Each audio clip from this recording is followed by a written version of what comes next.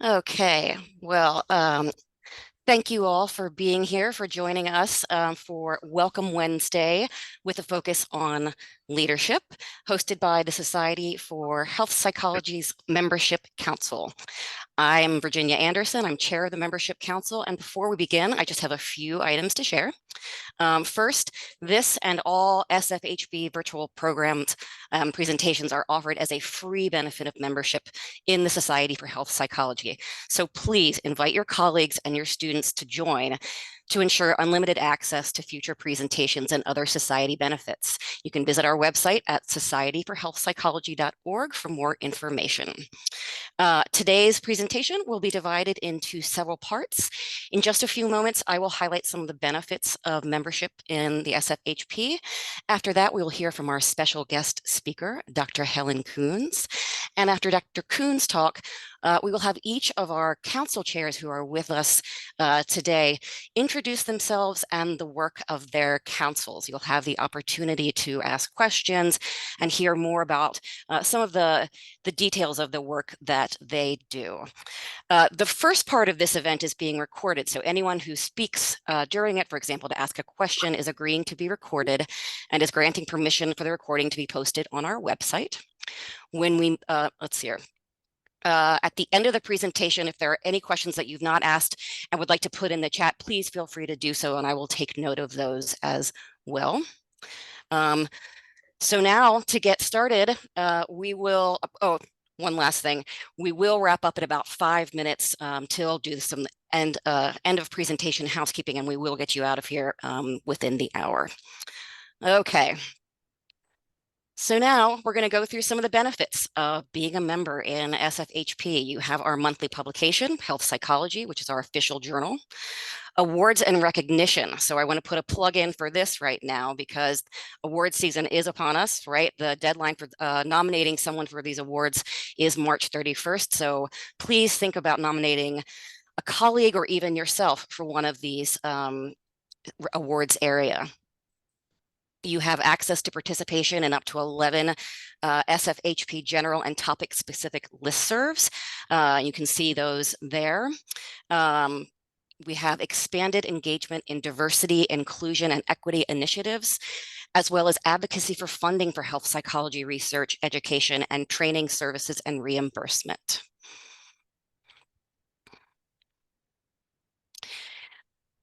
There is the option of peer-to-peer mentoring for professionals via the SFHB Connections program. Health psychology themed webinars, including free CE programming, can't emphasize that enough. Recognition, support for ABAP certification in clinical health psychology. Recognition of fellows and distinguished international affiliates in health psychology. Graduate student and postdoc grants for research, clinical practice, and leadership. Upgrading and expansion of the SFHP website to include trainings, resources, and a job and fellowship board. Leadership opportunities in councils, committees, and interest groups, plus the social and professional value of networking and advancing the field of health psychology. So some frequently asked questions, right? So question we get about the one fee membership model. You might ask, when you go to other organizations, meetings, or events, do you pay a registration fee? When you join other organizations prior to the start of the calendar year, do you have to pay an extra or wait for services? And when you join some other organizations' interest groups, do you pay an additional membership fee? With regard to the Society for Health Psychology, there are no extra charges associated with our membership, right? And so when you or your students or your colleagues join, you pay one fee for the year and then enjoy at least a full year's benefits without extra charges for the webinars, CEs, listservs, submissions, and all other member benefits. Here's how to get the most from your membership. Are you a member of one of our interest groups and their specialty listservs? Would you like to become more active in a council and committee? That's kind of one of the points of today's webinar, is to let you know what each committee is doing and how you could become involved. You can volunteer for a time-limited task like reviewing program submissions or writing articles for the health psychologist. And are you eligible for one of our many awards? Again, circling it back to that, the importance of thinking about who you think you would like to nominate this year. So We encourage you to find your home in this professional home by finding activities that help you grow and advance. So again, I will encourage everyone to think about who you know who should be a member but isn't. Invite them, right? Invite your collaborators, invite your students and your colleagues. This is the link to our website. And of course, you can also email APA Division 38 at verizon.net, excuse me, with any questions. And with that, I am so pleased to announce our special guest speaker, Dr. Helen Kuhns. Dr. Kuhns is a board-certified clinical health psychologist who specializes in women's health and mental health, perinatal mental health, psychosocial oncology, and integrated services in women's health care. Dr. Kuhns received her PhD in clinical psychology from Temple University after completing her internship in medical psychology at Duke University Medical Center. She was also a 2005 DHHS Primary Healthcare Policy Fellow. Dr. Kuhns has over 30 years of professional experience working with women facing physical, mental health, and psychosocial challenges, collaborating with healthcare providers, and providing consultation on women's health and mental health services and policy. She was professor of clinical practice, Department of Psychiatry, University of Colorado School of Medicine, where she served as the inaugural clinic director, Women's Behavioral Health and Wellness Services from 2019 to 2023, and director of Psychology Adult Division from 2020 to 2023. Dr. Kuhns is currently president and clinical director of the Women's Mental Health Associates, Denver, Colorado. Throughout her career, her clinical practice has been co-located or integrated in women's primary care, OBGYN, reproductive medicine, urogynecology, pelvic pain, oncology, and psychiatry settings. Dr. Kuhns is a dynamic speaker known for her presentations to healthcare providers and community audiences and enjoys serving as an expert source for media.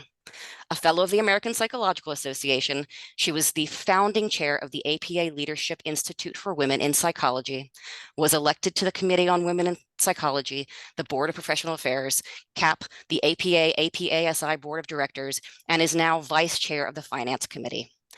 Dr. Kuhns also served from 2020 to 2021 as president of the Society for Health Psychology.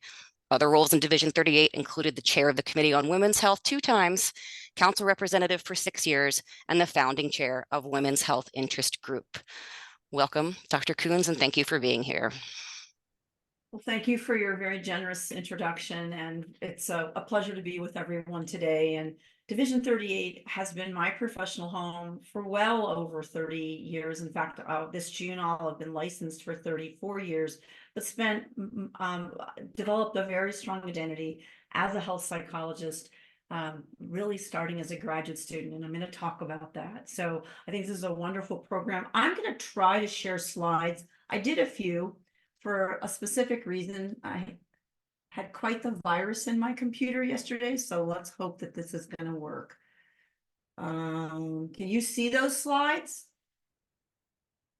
Okay, let's see if I can advance them. Okay, can you see that? Can you see this next slide with 12 tiles? You're in presenter view instead of Can you see any slides? Okay, can you see these slides at all? yeah, so we see the slides just in your edit view. All right, we're going to leave them that way so I can advance them. I apologize, but I love that you listed the benefits of being a member in the Society for Health Psychology. And I've been asked to talk a little bit about both benefits through my personal and professional lens, and kind of my trajectory over the years of leadership in the society, which then resulted in significant leadership roles in APA and other opportunities. And I want to talk a little bit about that.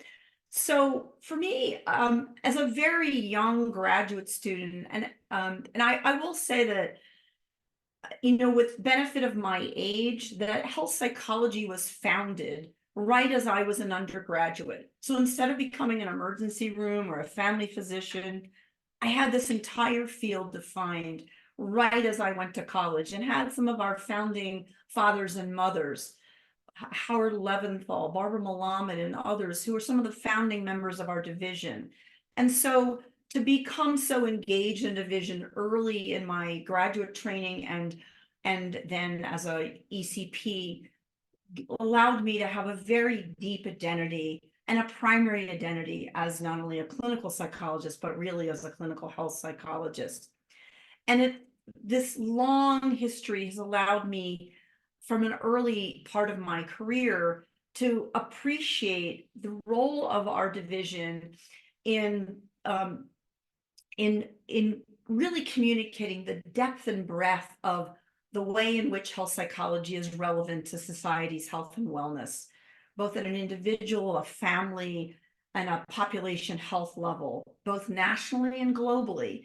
And to this day, that's perhaps one of the most wonderful parts of engagement with a society. Without a doubt, though, deep in my heart is the connection with colleagues and developing lifelong friendships, mentorships, and champions. I don't think that's how you spell champion, sorry. From relationships from being involved in our division. It's an opportunity to contribute to division mission and goals, which has changed over the years. And in my lifetime, we've seen multiple. Barbara Keaton will probably have to tell us how many new strategic plans over the long history of the division. It allows us to contribute to work that make a difference for our field. For example, articulating priorities in health psychology education. Then along the continuum for APA work in health, and most recently, for example, advancing population health, and federal policy, where the division is now pretty regularly asked to contribute to APA reactions when there's a request for feedback on APA federal policy or NIH policy. We really get to contribute to defining the future of our field. And we increasingly are able to create opportunities for more diversity, more equity, more inclusion, and a more sense of a deeper belonging in the society. And probably for me, that's one of the most important advances that we've seen in the last several years, and really a privilege and an imperative as we're involved in our society. When you're more involved, you get to share your expertise, your perspective, and your lived experiences. And so many of us are too isolated or get to do it in our work setting, but not in the larger national and international view. One of the important pieces that you're going to hear me talk about is that when you're involved at the division level, you're also demonstrating throughout your career that you're reliable, that you can bring innovation to our work, that you're professional, you're collegial, and you're fun. And that reputation follows you when you have an opportunity to be nominated for something else at the division level, the APA level, then nationally, not to mention when you need letters of recommendation. So that's not an insignificant benefit of being involved. Perhaps one of the most important parts of being involved is that you also get to learn about not just your own work setting, but how organizations work, how associations work, how finances work, what member needs are that might be different from our own in our own world of research or education and training or clinical work or policy or applied work or any interaction of all of the above. You get to learn how to advance a mission-driven priorities, and you certainly get to navigate politics that with some support that are really important professional skills. It allows us to deepen our collaborative and leadership skills. I think being a young chair, and I'll come back to this in a minute, of the Committee on Women and Health, as an advanced graduate student and then as an ECP, was an invaluable lesson with some good mentoring about how to really run a meeting and get things done and have impact. And in fact, when you're involved in Division 38, you get to demonstrate national involvement and you get to have contributions that are important to your professional identity, but also when you apply for positions and you go up for promotion. So one thing I'm going to talk about is not just these examples of leadership in our Society of for Health Psychology, but I was asked to talk about that as a result of early and frequent involvement, it transformed my career. That the visibility in the division and then APA can result in invitations to do all kinds of work, both in our division, our association, our field, and at a national, international level. And I'm forever grateful for that, but I didn't want to lose that, that there's a maturing as you're more involved in the society and you do a great job, that you then are in a position to be invited and for different levels of leadership. So I know that you wanted me to go through kind of all of the ways in which I've been involved as a leader in the division, and I'm not going to really do that. But actually, what I want to say to those of you who are graduate students or ECPs, that without a doubt, the most impactful, the most delightful in many ways, but most impactful experience I had that was transformative was being a young member and young chair of a committee on women and health in the late 80s and early 90s. Now, some of you are going to say, what is that? Well, we actually don't have a committee on women and health anymore, and I won't go into reasons why, but eventually we refounded the Women's Health Interest Group as the structure of the division changed. But you'll hear in a minute why that was those early experiences, well, I'll say them, was transformative because I had good mentoring about how to be a good chair. That group was exceptionally active and resulted in developing some seminal documents, and became the key, that the steering committee for that group became major collaborators in some APA work in women's health, which I'll tell you about in a minute, that was transformative. So, but yes, I went on to chair different committees in the associated division, became the federal advocacy coordinator for a very long time. And you'll notice the word founder there. So throughout my career, and okay, I'm kind of energetic, y'all figured that out, and I'm kind of passionate about what we do. No apologies, I'm never going to lose that. But I get full of lots of ideas. And the division has been generous and open when I've gone to the division over the decades and said, hey, I think we really need this.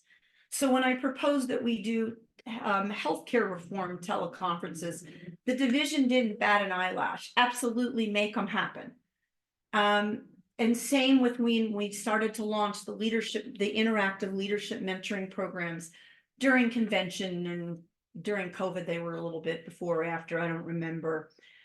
But yes, over time, then I was able to run and deeply valued my experience, albeit a difficult time during COVID, to serve as president. But that came after cumulative experiences. But what is it? Why do I highlight those early experiences? Well, sometimes you're in the right place at the right time.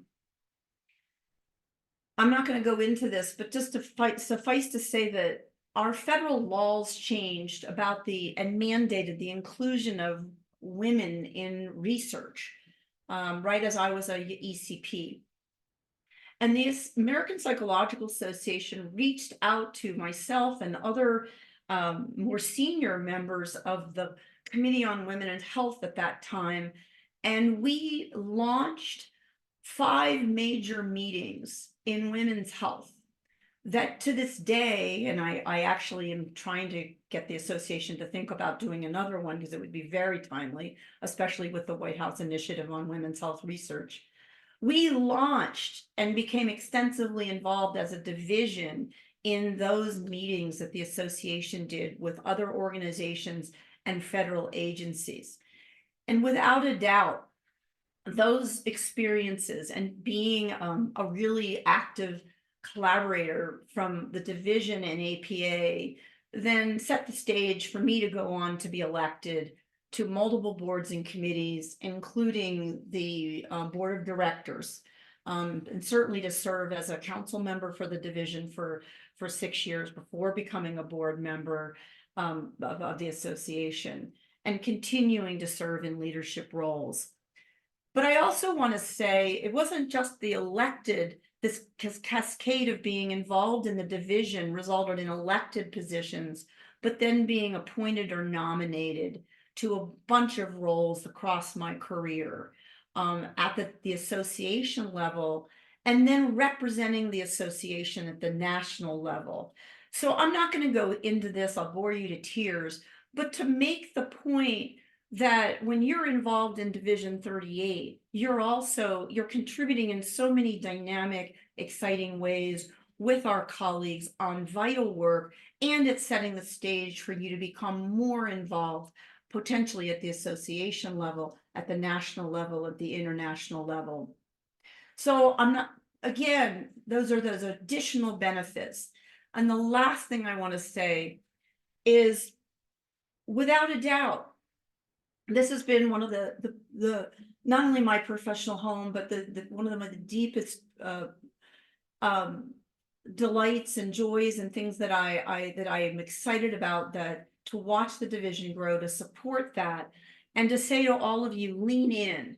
This is the division wants to have new and diverse leadership, that we need a leadership pipeline, that we, both for the division and the field of psychology, that for psychology in general, for behavioral science, in education, in research, in policy, that we are committed to more inclusive leadership, and God knows we need an inclusive workforce. So that this is an opportunity for all of us to contribute. Get involved early and often. If you're a graduate student on the call, it's time to get involved. And if you're not sure how to get involved, you want to reach out. You want to reach out to Barbara Keaton, to any of the council chairs, to our current president, Dr. Mark Vogel, to myself. If you don't know how to do it, we will coach you. And I think that's one of the important messages of being a leader in any level across our career trajectory. You're not doing it alone, and we want to mentor you. If you're not sure how to write a nomination statement, let us help you. I love doing that, for whether it's somebody running for their first council or for a president role or anything in between. This is an opportunity to share your expertise, your perspectives, your innovations, and your own leadership skills. If you have good ideas, like I said, reach out to the division. They might say, that's a great idea. You found it, let's get you for support. They might say, not now, or this group's doing that, can you combine work? But if you have a great idea that you think is timely, put it out there. Give yourself a voice. If you want to run for an elected office in the division or for APA, ask for help. Let us mentor you in both the content and process and politics of being elected. And sometimes we have to run again, and that's okay. I want to say to all of you also that it's okay to decline an invitation if it's not the right time, but you can communicate that you'd like to be asked again. Timing is, it's not always perfect to become involved in anything and everything. And it's okay to say, I can't do that, I'm overcommitted, but I sure could do that next spring. Or I can't meet that deadline for that review, but I could next month. Would you ask me again? Or can we start next month? So I hope that was helpful. That was a kind of a mini summary without belaboring the point. It's been an honor. It's still a pleasure. And I will do anything and everything to support any of you to become more involved in the association. And you never know where it leads you. Never know. And as you can see, it's been truly a pleasure, and I'm not going anywhere, so I'm still going to bug the hell out of the division and all of you to advance the work that we do to improve society and individuals and families and populations. So thank you. I hope that's what you had in mind, and I think we're going to go back to Dr. Anderson. Dr. Coons, thank you so much. That is, in fact, exactly what we had in mind. Thank you for being here. Thank you for your leadership in the Society for Health Psychology. Thank you for walking the walk. Thank you for inspiring leaders to come. So we will now shift to appropriate segue. Other leadership we have here on this call. We have representatives from 6 of our councils. We have chairs and other representatives. And what we thought we would do, and I think we're going to stay together as a group to do this, is give each of our chairs or representatives the opportunity to introduce themselves, introduce the work of their respective councils, and let you know a little bit about what sort of opportunities exist in their areas. Let's see here. Do we have the slideshow? Might have to. Well, so I will start with yes, there we go. The first person who comes up on the slide, Communications Council, Dr. Claire Conley. Hi, my name is Claire Conley. I am the chair of the Communications Council. Oh, and the slides are gone. So we can all see each other. So Communications Council is a group that has a wide variety of responsibilities and roles, but we're generally responsible for all of the public facing and internal facing communications within the society. So that includes a board of editors, which include the editor of Health Psychology, which is our APA journal, the editor of The Health Psychologist, not to be confused with Health Psychology, which is our e-zine or electronic magazine. So if you're familiar with the APA Monitor on Psychology, that's sort of our model for The Health Psychologist. It also includes our social media committee, which runs our platforms on Twitter or X, depending on your alliance, and LinkedIn. It includes our web team, and there's something, our virtual programming editor. So all of the webinars and things that are produced by the organization. Just really briefly want to say that if you're interested in communications, there's lots of opportunities to get involved. Particularly the social media team is always looking for new folks. Our web team is always looking for new folks, especially as we are actively undergoing a website revision, shall we say. And excuse me one second. I don't know what's going on with my voice today. Sorry about that. I'm just so excited about communications. It takes my breath away. And I guess just the last thing that I want to say is that I started in communications as part of the Student Advisory Council, and I think it's a really good way to get your name and your face out in front of the division. It's a really good way to start having a little bit of name recognition, which can be really important when you go on the postdoc market or on the job market. I found that a lot of folks that I met later on down the line were like, oh, I know you from the emails that you send or from social media or those sorts of things. So if you're looking to sort of build a little bit of a reputation in a good way, not in a bad way, within the society, communications might be the place for you. Claire, thank you for that very enthusiastic introduction. And I'm glad that you mentioned the new web build. I know that has been quite the undertaking, but I've seen early models of it, and I think it just looks terrific. And I'm really excited for that to go live. So, thank you so much. Okay, Early Career Professionals Council, Annalee Robinson. Yes, hi everyone. So I'm Annalee Robinson. I'm the current chair for the Early Career Professionals Council, which I'll just call the ECP Council from now on. So our council's committed to the professional development needs of our early career psychologists in the society. It's a great option if you're just starting out in your career and you're looking to get more involved with Division 38. To give you guys some idea of our ongoing projects that we're currently working on, we did recently start the Office Hours series. I think that was last year. So it's a informal discussion-based quarterly Q&A where we bring in experts in the field who are basically mid to late career psychologists. And we just address different issues of professional development. We recently started the Legacy interview series, which is a really cool project that we've been working on. Dr. Vogel's been very involved with that as well. And it's really just our effort as a council to preserve the history of our field through interviews with influential and founding members of health psychology. So that's been I've personally really enjoyed getting to interview some of these big names in the field. And then another ongoing project we have is some of our council members did recently just complete a formal needs assessment. So we're very much looking forward to analyzing that survey data to really better understand the needs of the ECPs in our division.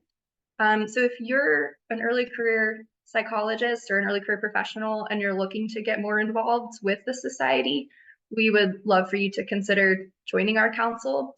To join as an ECP member, you must be within 10 years of your terminal degree, and you must be an active member of Division 38, obviously. But we also welcome mid and late career colleagues to join our council if they're just very invested in ECP professional development. So please reach out to me if you have any questions, or if you have any trainees or interns or colleagues who you think who fit that criteria and are interested in getting involved. We would love to have them. Thank you. Thank you so much, Anna-Lee. That actually was very informative. I didn't know about some of the work that the Early Career Professionals Council was doing, particularly with sort of these interviews of some of our more senior colleagues. I think that's terrific. Thank you.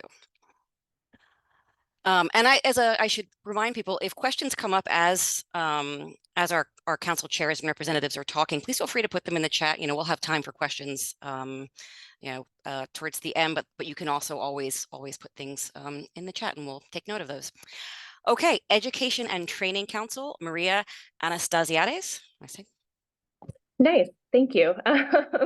I'm Maria Anastasiades. I'm actually the co-chair of the Education and Training Council. Our chair is Dr. Crystal Park, who is teaching this afternoon. So I'm representing the Education and Training Council. Our council, it does all sorts of things.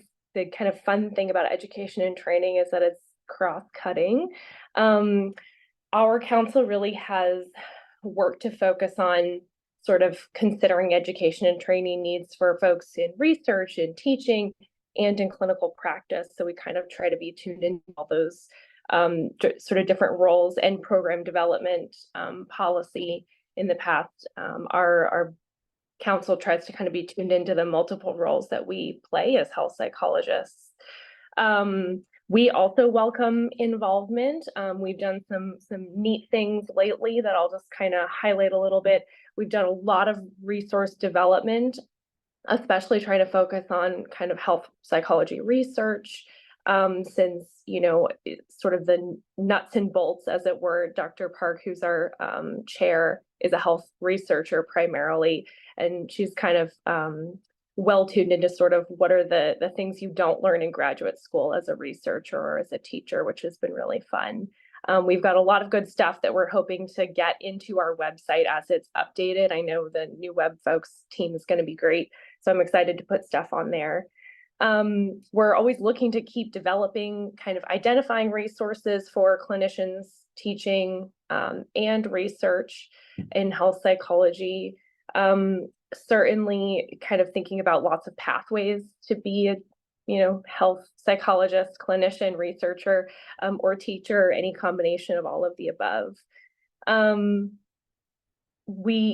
kind of add too, so I joined the Education and Training Council as an ECP. I'm still an ECP, but as a really fresh ECP, my first year out of postdoc. And I kind of thought to myself, well, I'm not really teaching anyone right now.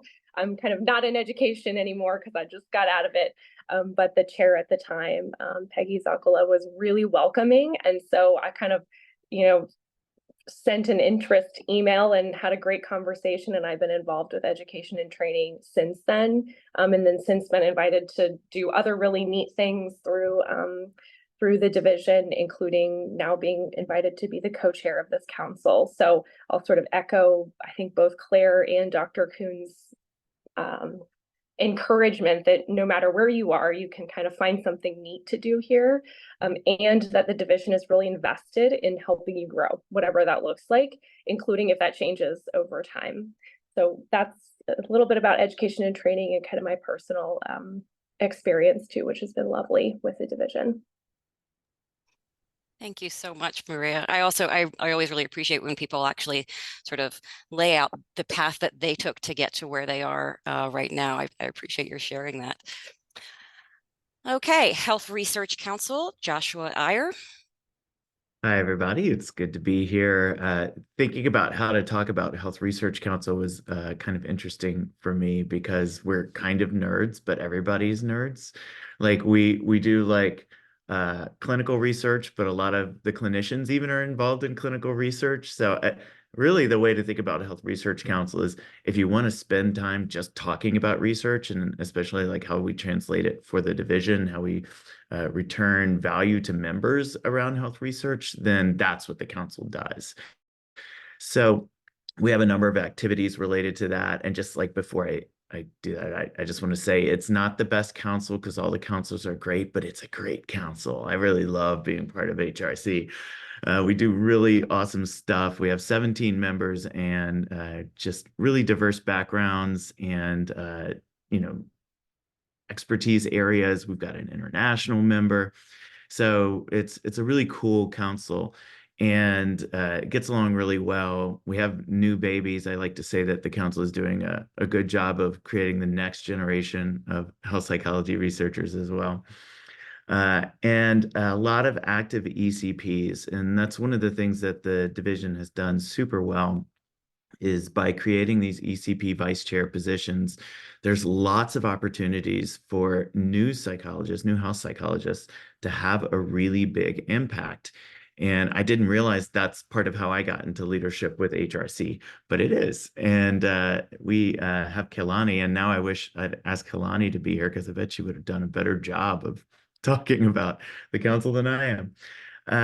But we do a lot of really good things too. So you've probably noticed some of the webinars. Last year, we did one on cannabis. We do one about the Graduate Student Awards every year. We've got one tomorrow that Maria is participating in, which is about EDI and training. And we're preparing one right now about provider flourishing. And sort of the approach that we use is making sure that we're going out and looking at the research and bringing in best practices, what's evidence-based, often inviting the people who are doing that research to co-present with us. And that's just one of the things we do. We also have a publicizing recent research series that we do where we send an email out to the listserv that summarizes a recent article about health psychology research. We sponsor at least one kind of programming every year for APA related to health psychology research. And the Research Corner. So we help with the Health Psychologist e-zine have at least one article in each issue that's related to health psychology research. In addition, we help support lots of things related to the division, and it's just like a lot of fun stuff if you're a nerd. I will say, because I think this is really important, that it's not all clinical. And there's a lot of places in the division where it's very clinical heavy. So if you're doing health psychology research that's not necessarily clinical, this is a council that's a good one for you. So I'll stop there and chat with you all more about it when you have questions. Thank you so much. Thank you for the many different hats that your council wears, and your rigorous attention to the evidence base is appreciated. Okay, Student Advisory Council, Noelle Mastrilli. Hi everyone. I am currently the past chair in the Student Advisory Council, so just like that means I'm in like final year in that role. But largely, I'd say our role in the division is to represent student interests and needs to the division. We have a student chair, a student representative largely on each of the councils within the division, and kind of our role again in those spaces to represent student needs and kind of advocate for student interests in those spaces. I have personally worked with or interacted with almost if not all of the chairs on this call. So I think that really speaks to how integrated the Student Advisory Council is in the division, which to me has been a highlight of graduate school. I think I started in social media committee, and then I became a membership co-chair within the Student Advisory Council for 2 years. And then I went on as chair of the Student Advisory Council. So I've really had interacted with everyone and had my hands and hats on different things, which I think is a very nice professional development thing, and kind of learn my professional identity as a health psychologist. So I think if you're a grad student, I highly, highly recommend being involved, because everyone is just so supportive and so willing to give advice on anything. And even just in a, hey, how are you, kind of a nice chatting with another professional in a different capacity. We largely host like 2 really big events for the division and APA. The first one is the DCT networking event. For those applying to internship or fellowship, it's a really great way to informally meet with folks in that space. And then we also host the internship panel. I've attended that panel as someone applying to internship. I've attended the panel as someone facilitating the panel, as someone applying to internship. And then I've also gone on as a panelist having matched on internship. So I think it's a very full circle thing for me to have been a part of, which was always fun. But yes, so I think if there are students on this call, I'm so happy to connect with you and kind of tell you more about SAC.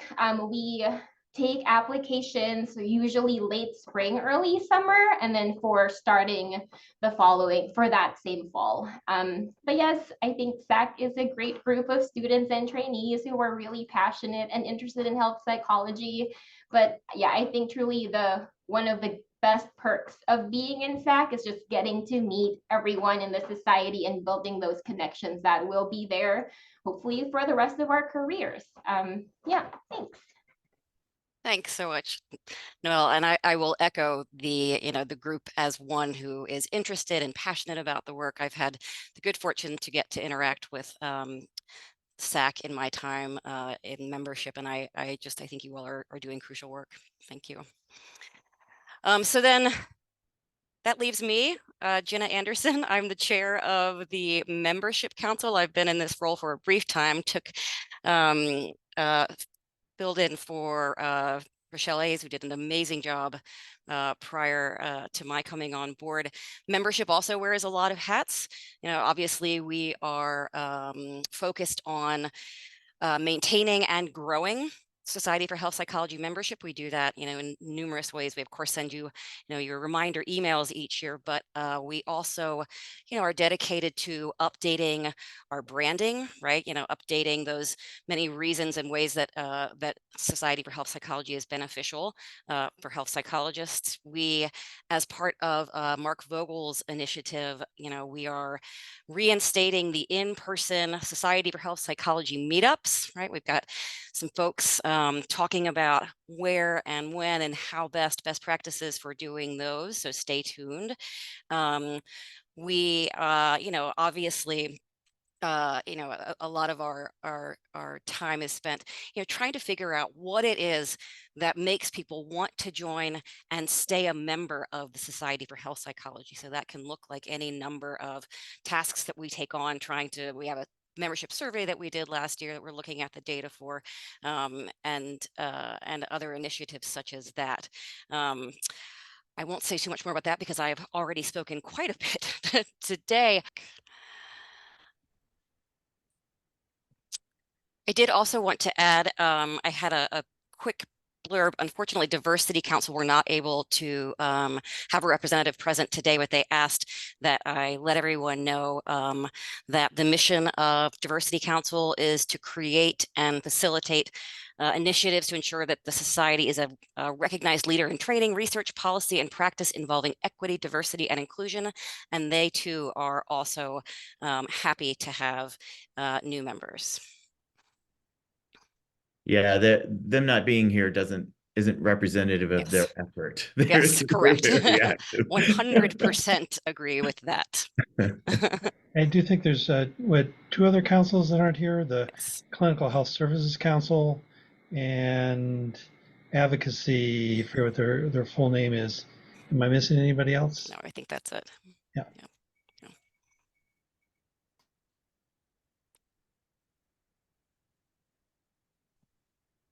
Well, I am looking at the time and I promised that we would wrap up on time. So I want to, thank everyone. I want to thank our chairs and representatives. I want to thank Dr. Coons for her inspiring talk, and all of you who, came and have interest in being involved. We're thrilled to have you here and would welcome, sort of participation, from all who have interest. Again, please don't forget to think about who you might nominate for an award. There's so many different categories. Surely we have colleagues and students and mentors who might fit in some of those categories. And renewal season is also just around the corner. So be thinking about, maintaining your membership in Society for Health Psychology. Thank you so much, everyone. Thank you.